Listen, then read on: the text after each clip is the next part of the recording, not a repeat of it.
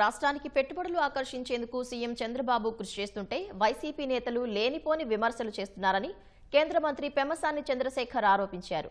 ఏపీలో పారిశ్రామికవేత్తలకు ఇచ్చే రాయితీలు, ప్రోత్సాహకాలు వివరించేందుకే ముఖ్యమంత్రి దావోస్లో పర్యటించారని స్పష్టం చేశారు.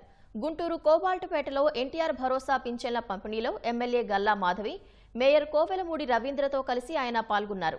ఆర్థిక ఇబ్బందులున్న పేదల సంక్షేమం కోసమే పెన్షన్లు అందిస్తున్నామని తెలిపారు.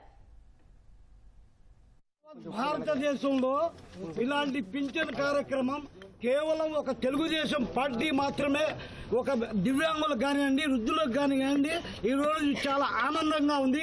ఇంటికి వచ్చి ఇప్పుడన్నా కొంచెం తెల్లరైందేమో, మొన్న నెల వరకు 5:30కి తలుపు చెడ్డి మాకు పింఛన్ ఇచ్చారు.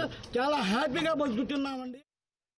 బాబు గారు కానీ లోకేష్ గారు కానీ 1కి 10 సార్లు వెళ్ళేది ఎందుకు అంటే, 1కి 10 సార్లు మనం వెళ్ళటం, మీకు మేము రెడ్ కార్పెట్ వేస్తున్నాము, మీరు రావాలి అని చెప్పినప్పుడు వాళ్ళు ఏ రోజైతే మనం ఎక్స్ట్రా ఎక్స్పాన్షన్ చేయాలి, ఇన్వెస్ట్ చేయాలనగానే వాళ్ళ మైండ్లో ఆంధ్రప్రదేశ్ గుర్తుండాలి. అందుకని తిరుగుతూ ఉన్నారు పుట్టినరోజు వదిలిపెట్టి. ఎవరికి ఈ విధంగా పోయి చలి ప్రదేశాల్లో పొద్దున్నుంచి సాయంత్రం దాకా 24 గంటలు ఫ్లైట్లో వెళ్ళి జెట్ ల్యాగులతో ఉండి అందరినీ కలిసి గంటలు చెప్పాలని ఎవరికి ఉత్సాహం ఉండదు.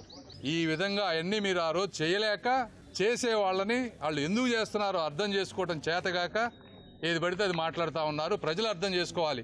ఒక పెట్టుబడి కానీ ఎవరైనా ఒక సేల్స్ పర్సన్ వెళ్ళి ఒక వస్తువును అమ్మాలంటే ఎన్నిసార్లు వెళ్తే 10 సార్లు కలిస్తే కానీ మీరు ఒక రోజున ఒక ఐటెంని సేల్ చేయలేరు. ఇదైనా అంతే. ఆంధ్రప్రదేశ్ నిన్ననే పుట్టినటువంటి బిడ్డ.